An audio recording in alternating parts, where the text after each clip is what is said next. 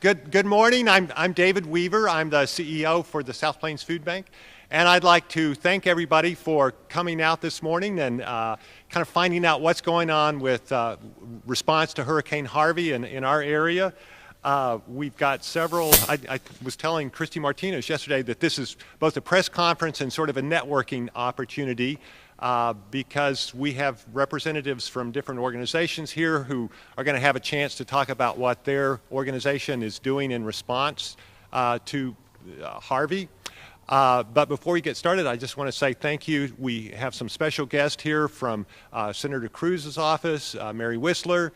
Glad to have you with us. We have Donna Corbin, and she's with Representative Frullo's office. There you are. And Robin Tepper with Senator Perry's office. We appreciate you being there. And we have Mayor Dan Pope, who is with the City of Lubbock, and we all elected him. So, Mayor, would you like to come and kind of give a little overview about what's going on, and then I'll talk specifically about how we got into the disaster response position that we're in right now. So, Mayor. David, thank you very much. A great example of what the food bank leads in a lot of ways in our community, and this is just another example of that, and I'm very thankful for that. I want to make sure that we start by saying that this situation remains pretty fluid, and this was put together relatively quickly. It will continue to change. I really appreciate the media being here today to help get the word out. And the people that I'm sharing the microphone with today will give you many more details than I can. First of all, it's important that we mention, and I think the media's done a nice job of sharing it with you, but the city started late last week sending our people down there. To the degree we can support with our public works folks, with our emergency management people, with our our fire and police, we will do so. We've probably sent about as many as we can send based upon the most recent thing we've announced yesterday. But what we'll do now is we will have crews that will replace our guys and gals that are down there. So we're on calls all the time. Jared Atkinson, Ben Lawson are sort of leading. Ben from the public information perspective, but the city manager is doing his job, and I'm pleased with that's going on. Just so you know, it's somewhat difficult to get some of those folks deployed. The police that we sent down took us 36 hours to actually get them into position. And I mention that because I think that's a little bit what we're trying to avoid with some of our efforts that you'll hear more about today. Also, I want to talk a little bit about our legacy. 12 years ago, this very week, in fact, tomorrow, I was chairing the United Way campaign that year. It was, and Katrina, the levees broke that morning. And we stood there at that luncheon that day, not knowing what was going to happen, and knowing that we had to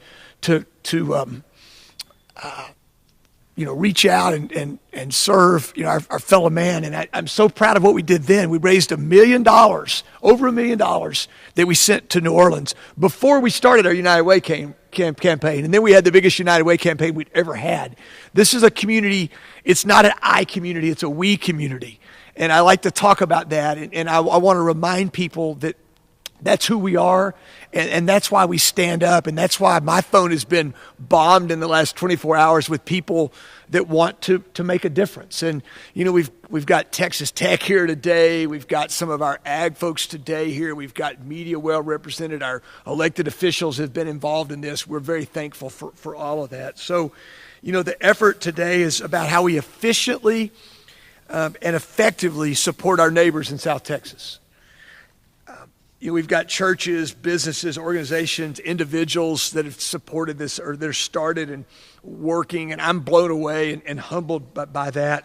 The food bank recognizes the need for a reputable and centralized organization that can take the lead, and that's what they've done. And so I'm pleased with that. We're going to call this effort From Lubbock with Love.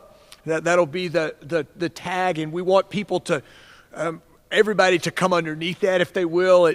We want people to do their own thing, but at some point we need to come to a spot that we can, in a central effort, make sure that we get resources to the right places. Often you end up with lots and lots of water bottles when the things are over. sitting on the sidelines. When if we had a little cash, we could have put it to use doing this or buying meals or helping people that really need it. So as mayor, I'm calling on all of our community to join in to be part of the community effort. I think that if we can do that, it'll have a sort of an accretive effect where 1 + 1 might equal 3, and so we want to go about it in that regard. I certainly want to let the experts run this. It's not a city effort from a standpoint of City of Lubbock. It's us as citizens and as a community coming together. So finally, thank you for what you do for our community. It's a great day in Lubbock, Texas, and it's a great day because of people who care. May God bless Texas. Certainly may God bless those that have been affected by Harvey, and may God bless Lubbock. Thank you very much. Thank you, Mayor. And as Harvey has unfolded, I don't think anybody expected it to be the kind of disaster that it's turned out to be with all the flooding. For another reason, I was speaking to the food bank director in Houston, and I was asking him what he expected, and he said, "Well, I think we'll get a little rain, and it really won't be that big a deal." But his food bank has been shut down. I just heard that they're starting to operate. The food bank is in good shape. You just couldn't get to it because of flooding on the highways. Corpus Christi Food Bank has suffered damage. Victoria, Beaumont are all still in the recovery mode, although Corpus Christi is operational again. And as we've tried to respond to this, our first comment to people asking how can I help was to donate money. And we've been directing people to Red Cross, to Salvation Army. Feeding Texas is our network of Texas food banks. They have a website set up. And also there are people in town, United and Food King are asking for donations, and they'll be forwarding money to those places. But there are a lot of people who said, well, I want to give food. And so we recognize that. And if you want to give food, we want to make sure that we get the right kind of food down there. So behind me is a display of the kind of items that we're requesting. These are different items than we would normally request for the You Can Share food drive, say. These are items that don't require a lot of preparation. They you can open it and you can start to eat. So there's pop-top cans, there's peanut butter and crackers, there's things like that that we are encouraging people to donate. One of the questions that I have for people is, if you collect food, where are you going to send it? And a lot of people don't have an answer to that. Well, as a part of Feeding Texas, we are in contact with those food banks down there that will distribute it to churches and agencies that are doing relief effort in Corpus Christi and Rockport and Port Aransas and the Houston area and Victoria and Beaumont, is just go along the coast. And so we're coordinating our efforts for there. What Feeding Texas has asked us to do is put it into family food boxes. And so the items that are back here, in a couple of days, we'll put out a call for volunteers to help us sort through all these items. But in the meantime, if you're having a food drive, we'd like for you to go to our website and register that food drive. We're asking that people who conduct a food drive provide boxes and collect it, and then bring it to the food bank and let us know that you're going to bring it in. And then we will sort it and get it into a usable shape so that we can put it in those food boxes and start getting it down to the areas that are affected. And that's a real tangible way that people can give food. And also, if they want to come out and volunteer, they can volunteer with us. Now, there are a lot of people in town that are already doing activities, and I want to introduce some of those people who are great partners with us. And I'm going to ask Mary, all of a sudden I've gone blank, Myers to come up here. I was looking at Mary Whistler back there, and I was going, no, she doesn't want. But Mary, come and tell us a little bit about what United is doing. Thanks, David. I'm Mary Myers. I'm the Senior Communications and Community Relations Manager at United. And many of you may have heard, as of yesterday, we have launched a register campaign in all of our stores, all the way from Albuquerque to San Angelo into Dallas-Fort Worth. All of the stores operated by the United Division are accepting donations for the Red Cross through the registers. Any amount that a guest is willing to donate, $1 or more, they can do that, add it onto their bill at checkout. So it's very easy. It's very efficient, and it's very, very important.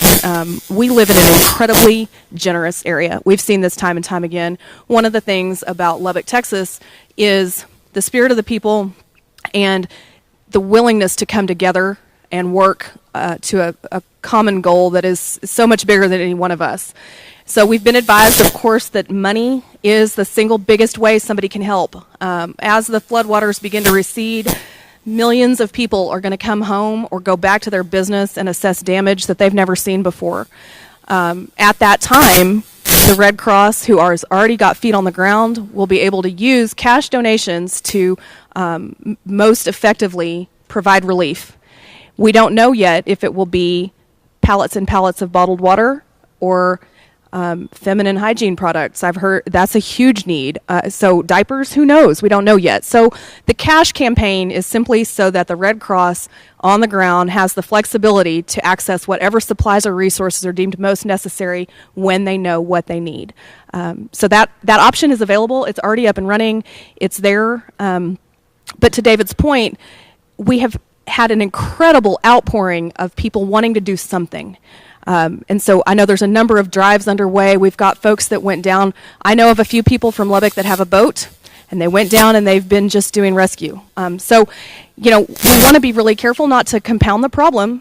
It's if a rescuer becomes a rescuee, it can make it worse, right? So we want to really be an intentional part of the solution. So the cash register campaign is an option, and the very targeted list of food that they know they're going to need is a great strategic, intentional way to help. And so we're blessed to be in Lubbock, Texas. It is a great day in Lubbock, Texas. It's going to be a great day in South Texas with our help. So we're so glad you're here. Appreciate all of your support, and thank you in advance for what you'll do for our friends and family down south. Thank you, Mary. And as you pointed out, there are items, cleaning items that are going to be required. We got a little sample of some of the items there. And you just don't think about these things. We have some friends with the Methodist Church that are putting together what are called hurricane buckets, and they're 5-gallon pails, similar to what these pails you get at Home Depot, and they're filling it up with sponges and cleaning supplies, because one of the first things that families are going to do as they return to home, if they have a home to return to, is start cleaning up. So you don't think about that, but that's one of the items that we'll be collecting. We'll also be doing hygiene boxes, is what we would call them, and that would take some of the items here. People have lost their toothbrushes. They don't have soap. They don't have toothpaste. So we will also collect that and have that sorted and make it available to folks. One of the first calls I got yesterday, I got several calls. Dave Walker called me with Walker Communications, and he said that they were going to do a food drive, and how can we coordinate that? And so Landon King, I think that was it your idea, Landon, to JR. So it was Jay. I'll finally get to the right person. But anyway, if y'all want to come up and talk a little bit about what you're doing.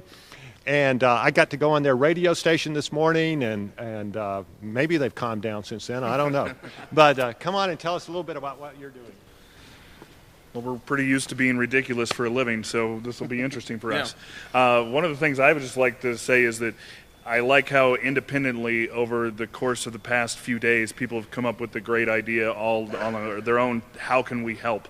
And when we came up with our idea, we just happened to have radio stations to throw it from. And so we started collecting stuff, including all of the goods he was talking about. We've also been collecting dog food and stuff for pets and things like that they need to be fed and cared for as well. Yeah, and one thing that we're just, with the power of radio and being able to go at the spur of the moment, kind of like this morning when David Weaver came in to speak with us, he can tell us what to do and remind all of our listeners who are doing church drives, and they're doing it with their civic organizations, and they're doing it in their neighborhood organizations, that we have to get that food to the South Plains Food Bank. That way, David and the guys can get it dispersed, and they can be the clearinghouse for all this food that they're raising. Otherwise, it's going to go to waste. So it's just an important thing that we're able to go on, remind our listeners to make those donations, but to give it through the food bank. And thanks to the Chamber of Commerce, Lubbock Chamber of Commerce, downstairs from our radio stations at the Wells Fargo building, great drop-off point. Matter of fact, they filled it up. JR and I have to go do some back-breaking labor today to go get all that stuff and bring it here, as a matter of fact. So thanks to all those listeners for those donations and being able to speak with first responders as well. Yeah, one of the things we've been trying to tell people is the everything it took for you to get ready this morning. A lot of people lost all of that.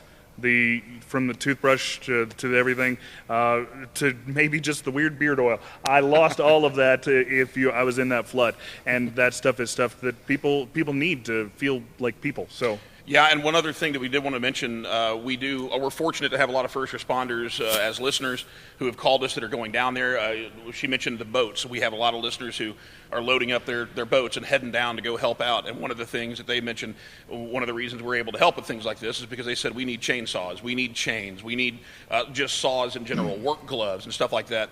So it's a great thing about in the position we're in on the radio to be able to go on the air right then and tell people what they're looking for, and be able to get it to the places in the community, such as the South Plains Food Bank, but other places that will get it to the correct locations when they get down south. So one of the other things I'll mention that the elderly, a lot of wheelchairs, canes, walkers, things like that. We're getting an order of those. We're taking them over to Build Right Construction, who are sending down a couple of trailers so people can help.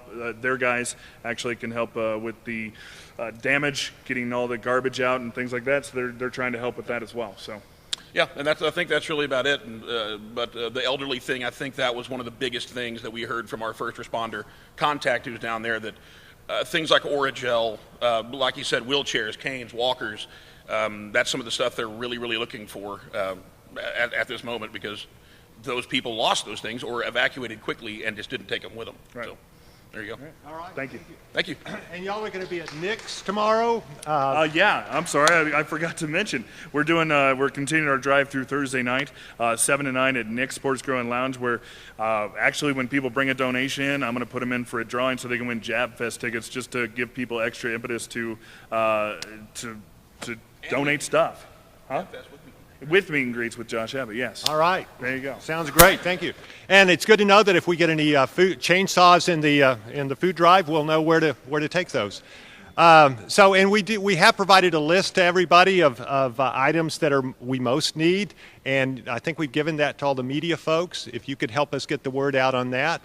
And one of the items on there is peanut butter. And so one of the first calls I got yesterday was from Shelley Nutt with the West Texas Peanut Growers.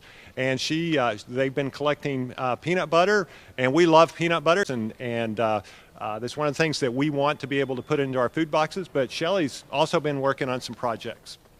Thank you, David. You know, it's amazing that we live in such a community that's so giving, and in a state that's so giving. You know, the tragedy that we're seeing now, we're going to be living through this for months to come. And one great thing about peanut butter is that it is shelf stable. So Saturday morning, I woke up to an email from people in Georgia that said, we've got 2 truckloads of peanut butter ready to send. Where do we send it to? You know, and that's also the kind of industry that I work in. The agriculture industry is always ready to step up and help. Peanut farmers, peanut organizations are no different. So by this time yesterday afternoon, we had 3 truckloads ready. And what I want to do is just keep building on that through our own peanut butter drive. We're asking people to donate jars of peanut butter to the food bank. They can bring them to our office. We're at 5223 79th Street, just west of Slide Road on 79th. You can bring cases, bring jars. We'll deliver them up here to David. If you want to deliver money, we've got on our website, www.texaspeanutboard.com. We've got a link to where you can donate money. We can buy peanut butter through our sources in Georgia for $1 a jar. That's $24 a case, $1,440 a pallet. We want to get as many pallets as we can lined up and ready to get into the Houston area, into the areas that are affected, and we want to be in this for the long haul. So we're hoping that donations continue to roll in to where even next month we can still be sending peanut butter to those areas. So thank you, Lubbock. Thank you, the state of Texas. We could not live in a better area or a more generous area or a more compassionate area. And we all have friends and family that's been impacted by this. So it really does hit close to home, and it really is a heart issue. So thank you, everyone, for participating. Thank you, Shelley. And, you know, you mentioned jars of peanut butter, but what we're really looking for is peanut butter in plastic containers. We want to avoid jars because they're breakable, they're hard to transport. And I know that's the peanut butter that you've got designed for us, but just a reminder that you know, packaging matters when we're trying to shift this down. And then also we have Joel Griffith with Food King. And I'm having a hard time, you know, going from Lowe's to Food King, but with the Lowe's organization, and they're also responding to the hurricane relief. And Joel, do you want to come and tell us a little bit about what Food King and Lowe's is doing? Yes, sir. Thank you, David. And the Lowe's family also owns the Food King supermarkets. They're here in Lubbock, and we're very proud of our relationship with South Plains Food Bank. And as has been said before, Lubbock has the most kind, West Texas has the most kind folks there are around. And this is not just a South Texas issue, it's a Texas issue, and it's a people issue, and we want to do all we can. It has been a very personal issue for us. We have 152 stores throughout Texas, New Mexico, Colorado, but a lot of those stores are directly in South Texas. We've got 10 stores that have been directly impacted. We've got a couple that are still closed down from the storm in Taft and Palacios, Needville, and so those are our friends and our family down there, so it's very personal to us. We've already provided 10 truckloads of water down there, but as has been stated before, sometimes it's easier to send money. We won't have the transportation costs, so whatever you're burdened to do and you want to do, please do it. We just want to make it as easy as possible to coordinate our efforts, and we're thankful with the South Plains Food Bank. We're going to be setting up an in-store donation campaign where customers can come and donate in increments of $1, $5, $10, or $20 right at the cash registry. It will be added to their bill, and we're going to do that in all 150 stores throughout New Mexico, Texas, Colorado, Kansas, Arizona, and we'll take all of that money and get it with South Plains Food Bank and put that with From Lubbock with Love to send our help and support down there. So, like I said, I appreciate you helping us get the word out there. It's very personal, and we're excited about our relationship, and we'll continue to pray and wish the very best for our friends and family down in South Texas. So thank you. All right. Thanks, Joel. And, you know, that, I hope, gives you a little overview of what's going on.